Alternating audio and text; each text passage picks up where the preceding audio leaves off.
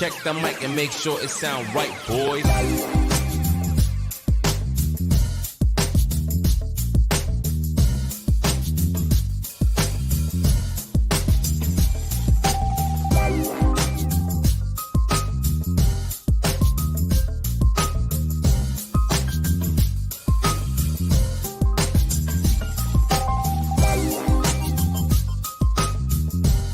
Drum. Oh, what's up, everybody, and welcome to Talking with TalksALot, the only talk show that fits my schedule better than yours. How's it going? And welcome to our guest, Germ404. What's up, man? This is good. Thank you. Shit. So, how are you, sir? Oh, good, man. Good. How are you?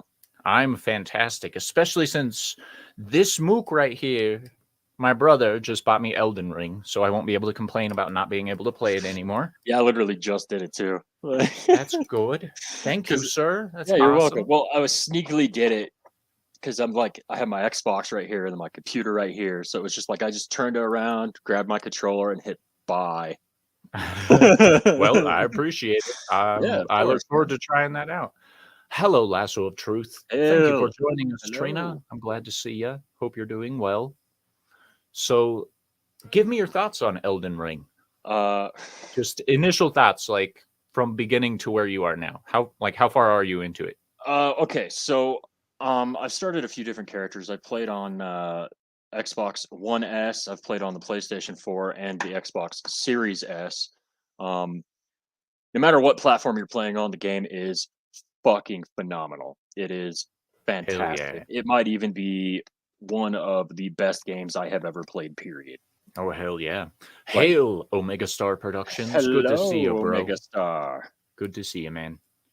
So one of, if not the best game you've played so far. So for people watching, they don't know you very well, but Germ404 is a huge Souls fan. Yes, I am. Dark Souls 1, 2, 3, Bloodborne, Elden Ring now. I even buy Elden Ring. the weird Souls likes like Ashen, and what was that one that was split screen? Hellpoint. It was like in space. Okay. Yeah, that one was weird. That one was definitely weird. But yeah, I like a challenge, man. I guess I'm kind of masochistic, but it's all good. Like, it's fantastic games, man. The feeling of like you walk into a room and there's a boss that just fucking flattens you immediately, and then you go, okay, fine, you go get a better weapon or whatever, and then you walk in there and you fucking stomp him into the ground, and you're just like, I am the master. See, you say that and my mind automatically goes back to the first Dark Souls. Like, you drop into the prison and there's the giant prison demon thing. The asylum demon? Yeah. Yeah. And it's like, run! Oh my gosh. I thought I was going to be ballsy the first time I played. Tried taking that guy on, and I was like, yeah, that was dumb. With nothing? Nothing. A bow and arrow and whatever pyromancy I started with, yeah. It lasted all of like 22 seconds, most of which was me rolling. So. Oh, dude. Well, I mean, once you put in, like, I mean, really, it is just I don't know, reading enemy attacks. Like, yeah. Like, for example, there's this one boss that everybody was having a really fucking hard time with, it seemed. It's an ulcerated tree spirit or something like that in Elden Ring. Okay. And it's like, so when you first start the game, there's going to be a fog wall that you can't access. Okay. And you have to have special keys in order to get in. Well, you get in there, you go all the way down in this huge labyrinth of like these giant chariots that have spinning spiked wheels that cover the whole fucking hallway. And they're shooting up and down and and fighting skeletons on top of it. You get to the boss down there and it's like this giant worm that's got like pus coming out of it and shit. Yeah. I don't know why everybody had such a hard time with that one. That one was easy, but I ended up like spending like 2.5 hours just helping other people. Oh, hell yeah. Fight that thing. It's fucking cool. I don't know. I could talk about Souls all day. Obviously, you have a very positive first impression on Elden Ring. Yes. So what are some of the major differences that make it stand out from compared to the other ones. Souls series. Well, Yeah, because it's from software still. Yeah, it is. So it is So- from software, so it's still going to be very challenging in spots. But however, they give you so many options. Hello, one man show. Hello, one man show. They give you so many options, and really, I think the biggest. So automatically, the open world is obviously going to be the Right. biggest difference because other Souls games like Sekiro and all of the other ones were very linear. Right. I've heard that the open worldness is offered at a lot more immersion. It has, yeah, and like it gives you a chance to experience different things. And the beauty of it is like, you'll hear somebody getting stuck in like Dark Souls 3, Pontiff Sullivan, somebody getting stuck on that. I'll be, so I do him 40 times, blah, blah, blah. Well, in those older games, you had no choice but to fight him. Right. Period. You either go back to the area right before him and just farm souls and then go back in there and fight him. But in this one, if you run into an enemy that you just cannot beat, go explore. Yeah. Go find an enemy. Go kill a bear, A tactical retreat is always a good strategy. Yeah, and I've had to do that a few times in the game, where it's like, okay, this boss, I walked in and he two-shotted me. Clearly, I'm not supposed to be here, Right. At level 95, I get two-shotted. And it's like, yeah, okay, time to go somewhere else. And so you just, but so the open world and the other big thing I think that helps a lot is the item crafting. Because they actually have an item crafting system now. So where you don't have to like, I have to farm souls and go find a merchant and buy arrows or fire bombs or throwing knives. You can just open your item crafting, like, I ran around this bush a couple times, killed a couple birds, and now I can make 300 arrows. Nice. Like, yeah, like boom, I just made a bunch of arrows, and then like they extended the bow range where you can lock onto people from like, seriously, it feels like a half a mile away. So you just lock onto them and you can just shoot them with your bow. Yeah. So you can just like snipe it out. Oh yeah, dude, you could be a straight up assassin in this game if you wanted. They added like sleep stuff. Like I found a dagger that when you attack people, it puts them to sleep. Okay. Yeah, they even have arrows where you like shoot them in the back and you fall asleep and you walk up to them and do like a special like ground stab where your sword goes through them into the ground and then you just rip it out of their gut. Nice. Hell yeah. So, customization wise, how long did you spend in the character creator the first time? Oh, me? Dude, you know me. I know, I do. A minimum of an hour, I think. Yeah. Minimum. And then that's not even counting the fact that, like, I don't know, probably every couple hours I'm going back in to tweak something. Yeah. And it's the best character creator that FromSoft has done so far. It's not the best character creator I've seen in a game, but it's definitely an improvement over the past Souls games. Like, I saw that article about, I can't remember who did it, about, the character creation fails black people. I don't know if you saw that. I didn't. I try not to pay attention to clickbaity stuff like that. Dude, these fucking gaming journalists are pathetic, man. Heavy quotations on journalists. So One Man Show has a question here. He says, what components are needed to craft that auto-firing bow? Have you auto-firing bow? Okay, that actually, the auto-firing bow, I just found that, as a matter of fact. It's towards the end game. I found a pulley crossbow, and it's just a weapon. You just pick it up. It's the arrows and the bolts that you'll need to craft. And the only thing you'd need for that is like thin animal bones. You go kill a deer, get their bones, and then like if it's like a fire arrow, you need some fire butterflies. Okay. Like hello, JT Gunter. Glad you could join us, sir. Yes, hello. Good to see you. So it's really like, so the weapons and stuff you don't craft yourself. You find those on corpses and things like that. It's going to be the ammo and things like that you craft. So okay, so is there like an upgrade system for the weapons and stuff? Oh yeah. Mm-hmm. As a matter of fact, it goes further than any other Souls game I've played. Because normally, like Dark Souls 3, for example, you could only level a weapon up to plus 10. In this one, you can level up any weapon to plus 30. Oh, plus 30. That's actually pretty rare, even for most. Well, I started out strategy RPG games kind of stuff. Yeah, right, exactly. And then, and the Ashes of War system adds a whole new layer. So, like, you had to used to go to Andre the blacksmith, right, to infuse your weapon with lightning or something like that. Mm-hmm.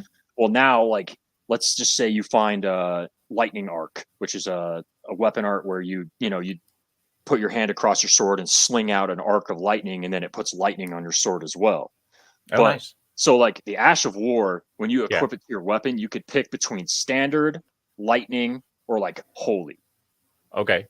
And then you just pick which one you want, and it scales your weapon according to that. And you could change that on the fly. Just rest of the side of grace, change it, whatever you need. Right. Like so, but Hell yeah. So in Elden Ring, you said that they gave you a lot of options. Like, I'm an aesthetic guy. Mhm. I like visually pleasing things, and I'm assuming the aesthetics are really good in that oh, it's one of the okay. So because as it you was know, designed by George R.R. Martin, oh right? the backstory Oh, the was it's backstory was and okay, but he you didn't know help with any of the landscape. right, That was and all I okay. get it that a lot of the fans are like he needs to finish his book, and he does. He owes that to the people that have supported him over the years. He owes them that much, For even though sure. it's probably never going to happen. Right. His involvement in the game was more like notes on a napkin. You know, Okay. here's like my thoughts for the world and stuff like that. And then Miyazaki took that and went, I'm making this completely my own. Like it is a Hidetaka Miyazaki project, just with a little bit of George R.R. Martin flair in the deep far background. Okay, so he's not really influential in the game, Um, and people should probably just stop mentioning his involvement. yeah, to me it seemed like more of a marketing ploy. You know, yeah, Okay. a little bit on the backstory and stuff, but his name was really involved just for marketing. You know, Game of Thrones. Yeah, because From Software needed that. Well, it helped them. It really did. This game pushed them into the mainstream. Yeah, marketing exactly. One man show. Like that's what it seemed like to me. It's just all about the marketing for him.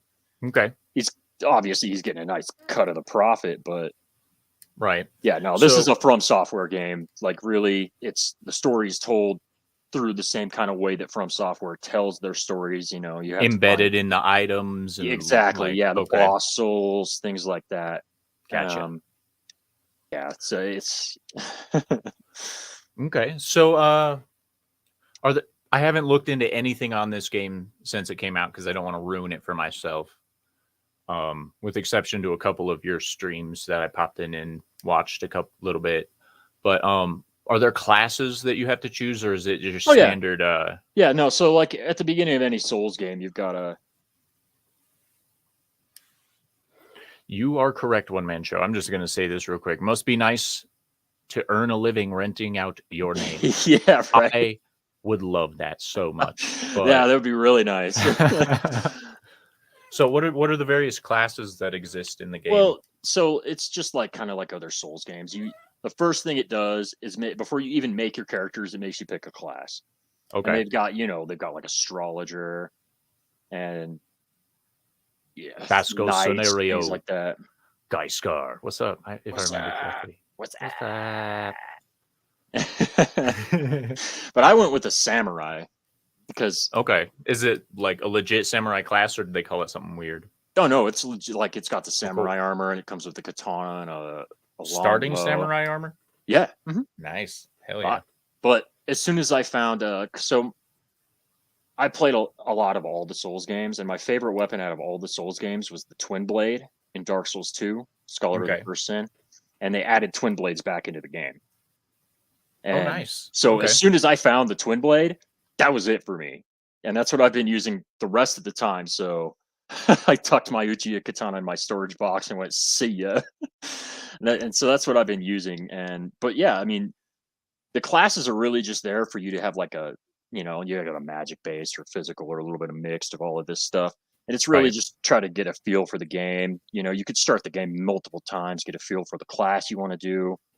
As I usually do, yeah. Yeah, so I usually go with Dex Faith builds in those games because I love the lightning and the parrying with the katanas and stuff. It's a great feeling, sheathing that katana and be like, bam, your weapon didn't even touch me, bitch. Like, but yeah, you could literally pick any class you want and turn it into literally whatever you want. Hell yeah. So do they have like a pyromancer? Because I was big on the pyromancer. So they don't have a pyromancer class to start out with. but pyromancy is in the game. It's just a little different than it was before. You have to like kill dragons and things like that in order to Okay. get like dragon fire or the flame ball that you can launch and things like that. Okay. That was I think that's the only difference in starting classes compared to the other ones is they didn't have a pyromancer in. Okay. So your overall impression seems pretty good on the game. 10 out of 10. 10 out of 10? Okay, Yeah. so perfect score on Elden Ring. Yeah. And how far would you say you've made it into the story? Well, I'm about 35, 40 hours in. I think I only have like maybe 3 more areas to go through. Okay. But that's keeping in mind that each area you go into has like anywhere from 8 to 15 bosses in it. Wow. Okay. Like some of them don't appear until nighttime, you know, some of them like dude, it was crazy. So just for example, I was gonna go buy some more Ashes of War. I was like, I'm gonna get some new moves for my shit, you know, whatever. I go to the War Master's shack at the beginning of the game to the guy that sells the stuff. And instead of him being there, a giant knight spawns with a huge health bar on the bottom of my screen as soon as I pop up with this grace. It's like, oh shit. And I immediately get skewered by his lance as soon as the game loads. It's like just experiences like that. It's fantastic, dude. Hell yeah. So we have a chat question that's not popping up in StreamYard. Love technology, but it says from JT Gunter, he says, sorry, I've never played any Dark Souls game. Is the game fun without doing so? Will it make sense? So is it tied in any way to the Dark Souls game, or No. can you just pick it up and play it? No, you can just pick it up and play it. You have to have Cool. you don't have to have any knowledge of any of the past Souls games. This is a spiritual successor to the Souls franchise. Like they're planning on making this turning Elden Ring into like a series just like they did with Dark Souls. So Elden Ring will be the next Dark Souls. Yeah, pretty much. So Okay. I'm sure at some point down the line they will probably end up doing an Elden Ring 2. Okay. Just with how wildly successful this game has been, there's no way Bandai Namco does not tell them to do another one. Right. Makes sense. Like Bandai Namco will absolutely be like, do it now, start it now. Hell yeah. What was the next question? I don't remember what other question I was going to ask there, but I'm going to ask you about the poison swamps. There's a lot of them. A lot of them? Oh yeah. Are they as pain in the ass as usual? No. Okay, so there's this neat little thing where like, you know, in the other ones you had no choice but to walk through the poison swamp and just deal with it. Hopefully Right. you have the items to get rid of it. Mm-hmm. When you're on horseback, you do not take damage from status effects. There is no status effect build up on horseback. Okay, that So, sounds like a pretty useful exploit, but can you take your horse everywhere? There are certain areas you're not allowed to take your horse, but if you like find an open world poison swamp and you're just tromping through it, you will not take poison damage. You will not get poisoned. You will not take, you know, this game's equivalent of toxic is scarlet rot. Like you don't take that kind of damage when you're on horseback. Okay. But the second you get knocked off your horse, you're fucked. Like, Makes taking sense. the poison damage. Like, are there any old Demon King holes in the game that you've run into so far? I've only found one, and it was very, very obvious. Okay. Like you're going You're through not. one of the... You didn't fall victim to it. No, I mean, because it was super obvious, man. I mean, Okay. like you're just going. It's like one of the beginning areas of the game, like maybe the second area you go to in the game, and there's this giant hole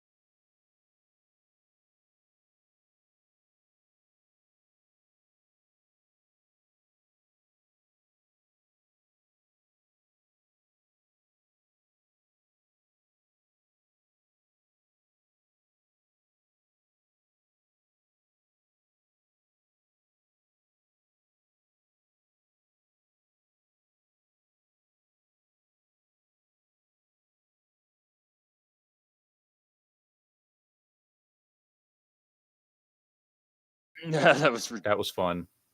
Every other website in the world worked except for this one. And there's obviously a delay between the broadcast and YouTube. Buttholes. Hey, you gotta love it, man. indeed. Anyway, back to the topic of Elden Ring. Do you remember what we were talking about? No. Okay. Well, anyway, so I do far too much grass to remember that. you're good. I'm right there with you. So,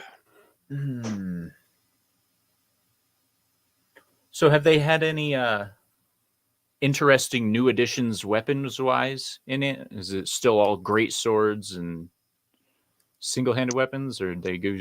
I'm sorry, repeat that again. Do they have any cool new weapon types? For the most part, it seems just about the same. Honestly, they brought back power stancing, which you can. Okay. I like the power stances. Yeah, dual wielding. Yeah, from Dark Souls 2.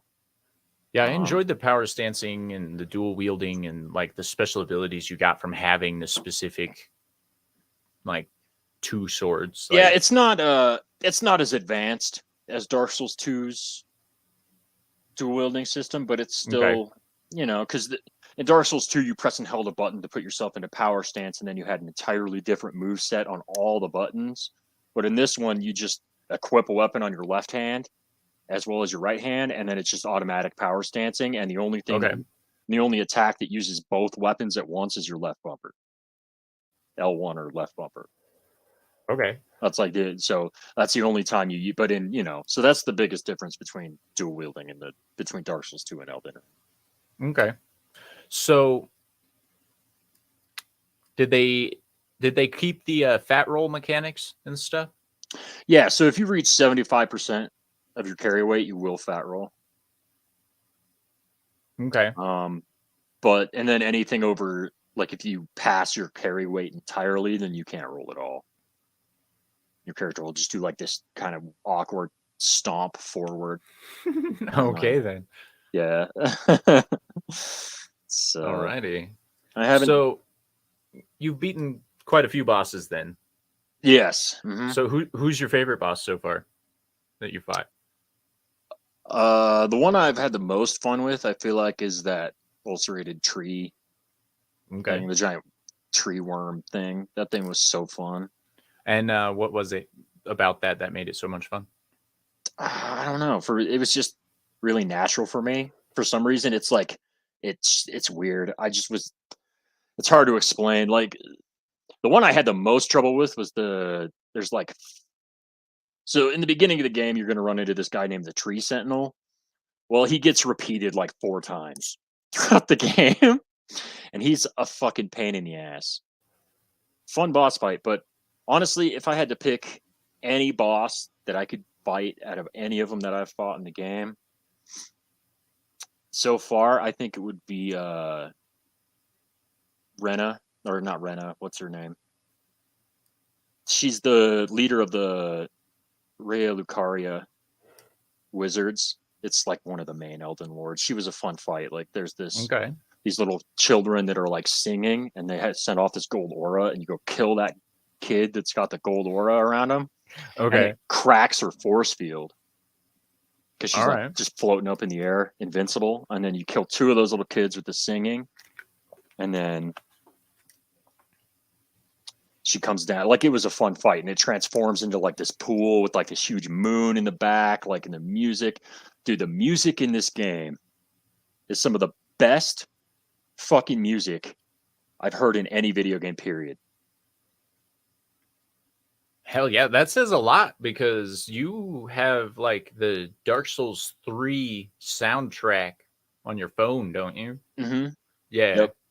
And you listen to that all the time. Dude, when they released the soundtrack for this game, I'm getting it, dude. Because the opening title screen, that song claps, man. I'll sit here like doing stuff on my computer and just have that on in the background, man. Like, the music is so good. It really is. And it's not like other Souls games where like you're going through the level and there's zero music. Yeah. Except in a boss fight. This time there's music everywhere at all times, period. Like, and the music actually gives you a really good feel of like the kind of area you're in too. Cause so it actually adds to the ambiance instead of just being there. It's That's like, good. You'll have like this, you're out on the open field in the green grass, and it's got like this kind of like, whimsical music and stuff. And then you go into a catacomb that's got like skeletons and undead shitheads in it. And it's like really ominous, like low music, like that something in here is gonna fuck you up. Okay. Yeah, it's the music really adds to it, man. It really does. Hell yeah. And what's up? I was just gonna say, on a technical side, I have run into maybe three issues. And what would those be? I had one hard crash. And on which system? My Series S, actually. Okay. I had one hard crash on my Series S. And then beyond that, like it happened two other. So the one that happened 2 times was you go to jump on your horse. The horse appears, glitches out, disappears, and your character's just floating in the air. Stuck? Yeah, it's stuck in the air, floating there. And then, like, I don't know, 30, 45 seconds later, your character will just keel over and die. Okay, then. Yeah, that's only happened to me twice, so I can't really... So how does death work in this game? Is it collect your souls where you died again? Yeah. Okay.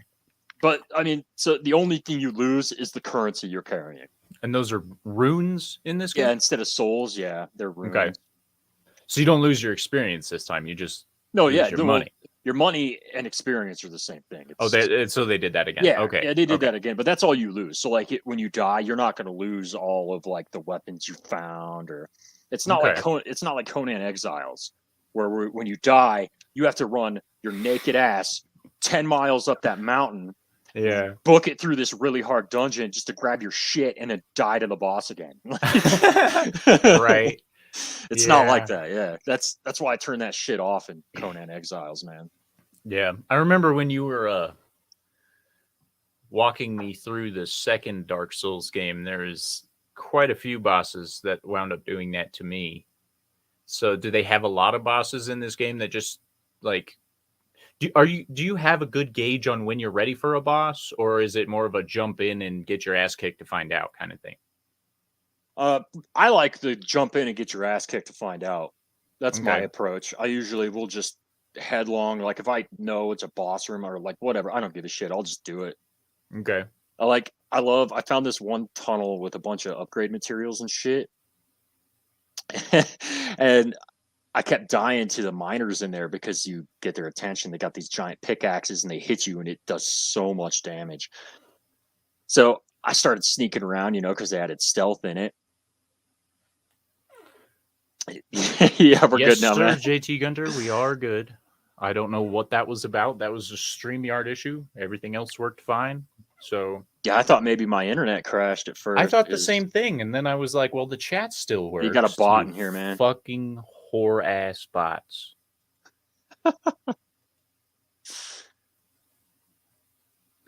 That's the one thing that bugs me every time with these. Oh, and it's spamming too. That bot is going trying off. Yeah.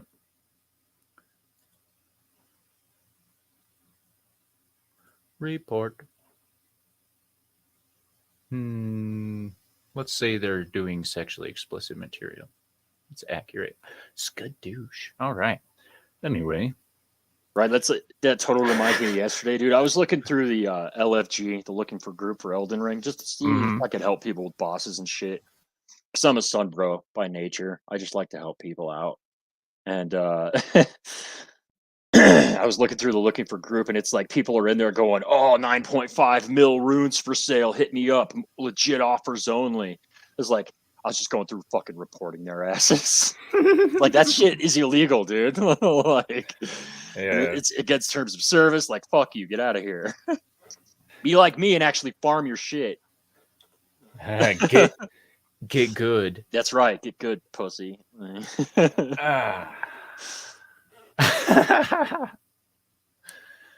Yeah, so thank you for getting me that game. I am looking forward to installing and playing that probably fun, tonight. But yeah, I'll play the shit out of it with you. it man. sounds like it beats the shit out of what I've been playing in the Outer Worlds game. At least that's a Game Pass game, dude. You didn't pay anything for This it. is true. This is true because it feels like a really bad mashup between Borderlands and Fallout. And I think my biggest issue with it is it's emptier than both games. Like there's barely Less to any do, enemies. Oh, Well, okay. there's less to do, it feels like, but there's also like less enemies in the game. Like I even on the harder difficulties, I feel like they could put some more enemies in there because they're all concentrated in tiny little groups, and then that's it. I run for 30 minutes through the wasteland, kill 15 people, and then run for 30 minutes through the wasteland. It's a good game, but it's not as engaging as it should be. Like if I Dude. had to give it a numerical score, The Outer Worlds would probably get like a 5 out of 10 generously. I was gonna And say maybe 6 out of 10. yeah, It's a like it's a that's- middling game. It's yeah, I very will say average. that it gave me one of my favorite dialogue options today, which is punch him in the face. Nice. Like 3 separate times in this one conversation, and I'm like, I am not skipping that. That sounds gonna like a punch Mass this Effect like, thing. I love that. I love the dialogue choices in this shit. Like that's the one good part about this game. I hate conversations in games, but at least this one tries to keep it interesting, That's you know. a little something different that From Software did with this one because it is open world. Yeah. Your dialogue choices do affect the outcome of the game. Yeah. Like so, you know, the covenants and all that kind of shit. Yeah. Yes. GT Gunter. The ads were funny as hell. Yeah. That's one of the best things about the Outer Worlds. For Agreed. sure. That was hilarious. Yeah.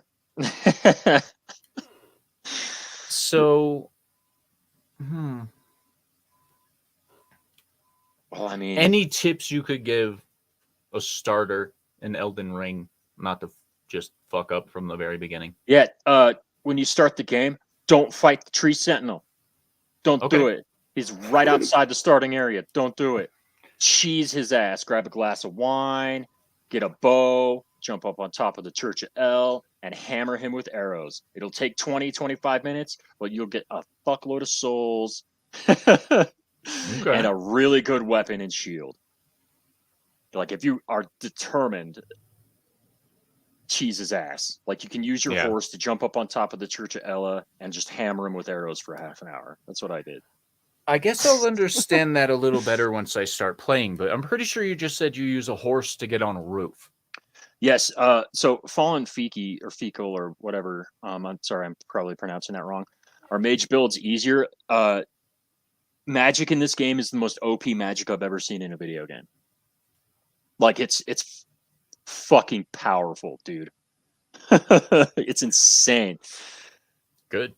Like I watched. I'm going to be a magic user. That's what I do in those games. Huh? So. Like, dude, I summoned this one dude to help me out with this really hard boss. And he did this one spell. Like he busted out his staff and it shot out this giant beam of like, I don't even know if it was like black hole energy or some shit, and like melted the boss. I didn't even I think I got 3 hits on the boss before he died. Because the dude was just like, boom, and he was done.